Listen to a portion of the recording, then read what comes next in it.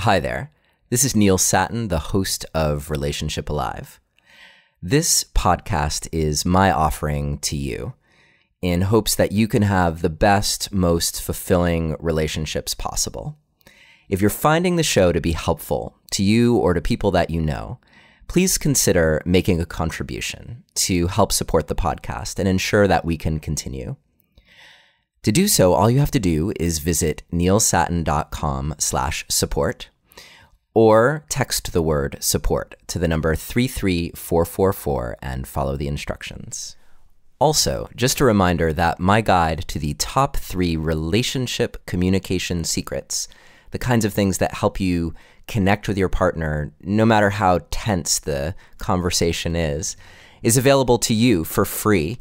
All you have to do is visit neilsatin.com/relate or text the word relate to the number 33444 and follow the instructions. Okay, I think that's it. Now on with the show. Hello and welcome to another episode of Relationship Alive. This is your host, Neil Satin. If you didn't get a chance to check it out yet, I definitely recommend, after you listen to this week's episode, checking out last week's episode with Harville Hendricks and Helen LaKelly Hunt, where you get to hear a story about a time that Chloe yelled at me in one of their workshops, and it was a good thing. And for those of you who don't know what I'm talking about, basically the whole episode is about how to create positive intensity in your relationship. And not only that, but we talk about the art of asking for what you want. So it's definitely not an episode to be missed. It's the second time that Harville and Helen have been on Relationship Alive. Also, next week, we are going to have a return visit from Diana Richardson, who is one of the world's masters of Tantra. And we're going to explore some of the nuances of her practice that we didn't get a chance to talk about the first time that she was on the show, way back at the beginning in episode, I think it was episode 2 or 3. And so I'm excited to have her back, and we are talking about some very simple things that could revolutionize your sex life. So stay tuned for that next week. Meanwhile, today, I wanted to talk about what is probably the hardest thing that anyone goes through in relationship, at least at the beginning. And even for people who are in long-term relationships, who seem to have mastered the art of being together for a long time, this can still rear its ugly head. And so first, I want to describe it to you so that you know that it's normal. And then we're going to talk about, while of course it's normal, what do you do about it? Because we don't want to be stuck in this place forever. So what is it that is the hardest thing, at least for most couples, particularly after they've gotten out of the honeymoon stage? And this kind of thing could be, in fact, what ushers you out of the honeymoon stage into the moment of reckoning. Ha ha ha. So what is it? Here's what it is. It is the art of recognizing when one or the other of you is triggered and doing something about it. Now, I know that you've heard me talk about this very topic over and over again on the show because it's so important. But one thing that I think that not many people realize is that this is the kind of thing that happens in all relationships, no matter how good they are.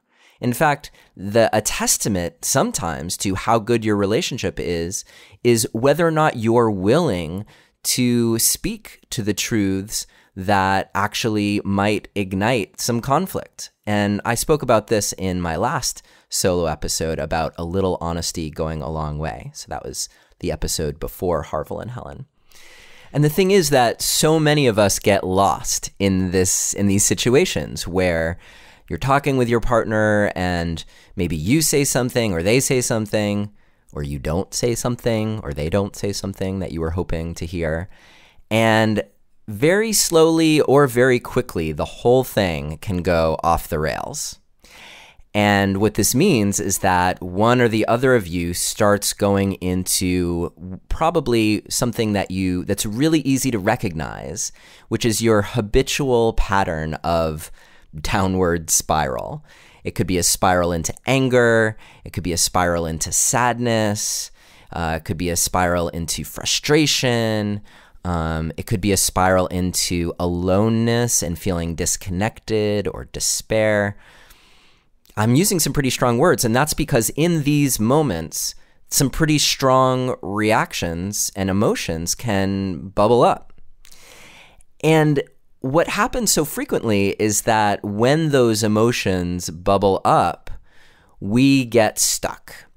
If you're on the receiving end, you might get stuck thinking, oh my goodness, it's not fair. Like the way that my partner is treating me isn't fair, or what they want from me isn't fair.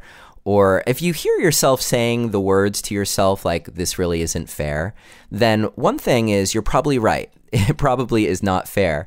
And the second thing is that trying to make your partner see how the way that they're treating you is not fair is not going to help the situation. And likewise, if you're in the position of having your anger boil forth and you're starting to say unkind things, or, get trapped in you never or you always, really apocalyptic speech, then you should recognize, oh my goodness, I'm triggered. And nothing I say right now is probably going to be helpful to me or to my partner. It might mobilize all of this energy that I've got within me, but in the end, that energy, if it's not harnessed well, can be destructive. Particularly with anger, I talked about that all the way back in episode 12 with Harriet Lerner when we talked about the dance of anger. And she's actually going to be on the show again in October to talk about her new book called Why Won't You Apologize, which is such an awesome title. And you're going to find out why in that conversation for many reasons. But the point is that anger can be a force for good, and so can sadness, and so can all the things that I mentioned if they serve to help bring you closer to your partner, to help connect you. But it's when those emotions arise and start to tear us apart and tear at the bond of connectedness that we feel, that's when it's a problem. And the thing is, almost everyone experiences this. The only time you might not experience it is if you're both completely conflict avoidant, and then you might just live in a state of denial or boredom after a time. It'll probably be totally fine at first, but then you get to this point where one or the other of you, well, you may just grow apart from each other because you're avoiding everything that engages you, or one or the other of you will switch polarities and just get really frustrated. This happens all the time. But I want to save you from getting to that point because I want you to recognize when you're in it with your partner, and if you haven't had the experience of being in it over and over again and actually coming closer together afterwards, then this episode especially is for you, because all you need to know is that this getting in it with your partner is totally normal. Again, everyone does it. The question is, what do you do when you recognize that it's happening? And I think it's so important for couples when you're not in a state of one or the other of you being triggered, like when you're having a great day. Let's say you're at a picnic and all's well in the world. That is a perfect moment to bring up the conversation of what the fuck you're going to do the next time one or the other of you is triggered. And hopefully you can do it in a really lighthearted way, so the act of bringing up the conversation doesn't trigger you or your partner, and it could be kind of scary to bring it up. But what you want to do is arrive at a strategy. Sometimes you might even want to have a backup strategy and a backup strategy. But you want to have something that you can agree on with your partner so that when one or the other of you goes offline, you have a way of calling a truce, calling a timeout, engaging in the strategies that bring you back into balance so that you're not in that horrible duel between your parasympathetic and your sympathetic nervous system, like fight, flight, or freeze. You instead want to come back online with your neocortex, the part of your brain that is all focused on being social and connecting and being creative. And you can't do that when you're triggered. If you've been listening a while, you know this to be true because I've said it, and it's true just because I've said it over and over again. So I don't want you to despair if you're in that kind of situation with your partner. And I want you to realize that when those things come up, the real answer is to find a way to come back into regulation. Now, that might involve taking space from your partner. It might involve just saying, I see that you're really angry right now, and I don't think I have the capacity to engage in that anger right now. Like, can we talk about this in 10 minutes? Or can we talk about this tonight? Can we set time aside to talk about this thing? Or if your partner is really despondent, wow, I see that you seem really sad right now, and I'm feeling myself get really sad, and I want to be able to reach out to you. And you might even say, I'm confused. I don't know what to do. The point is that you do something to shift the conversation away from the way that it's going, which is downward, and or just an upward escalation into chaos. And if you've been there, and most of us have been there, then you know what I'm talking about. How do you come back to a place where both of you feels safe? And once you're there, that's where you're going to be able to talk about strategy. That's where you're going to be able to admit the parts that were your fault after all, because your partner did have at least some reason to get triggered. So maybe there is something that you're responsible for in there that you can take responsibility for. And then maybe you can strategize around what do we do next time? So whether it's what do we do next time we get triggered, or what do we do next time that I forget to pick up the kids at school because I'm working so hard at the office, or any number of things that could cause a problem in your relationship.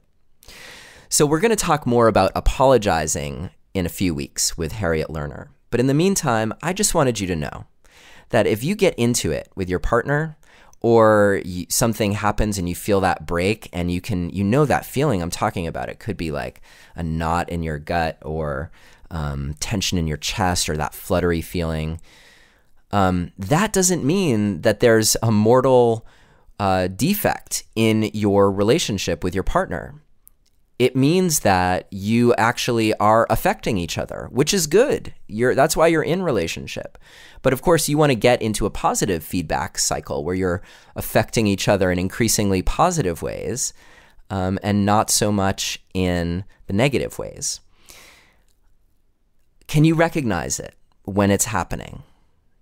And if so, what can you do about it that's a change from the way you habitually respond in those situations?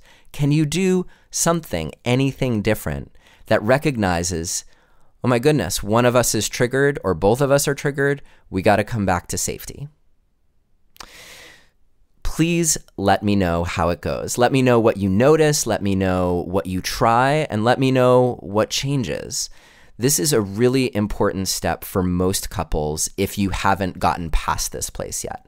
And the way that getting past it looks like is you hit those spots, you feel all the ickiness and sometimes even a little bit of disconnection, and then one or both of you realizes what's going on, and you end up finding your way back to each other, back to connection, and back to often laughing about whatever it was that had you totally set off, or had your partner totally set off.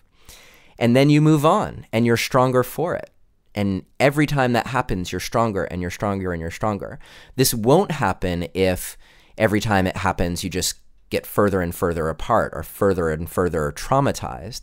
So the repair is actually really crucial. And apologizing is often a huge part of that, which is why the conversation with Harriet is going to be so important in a few weeks.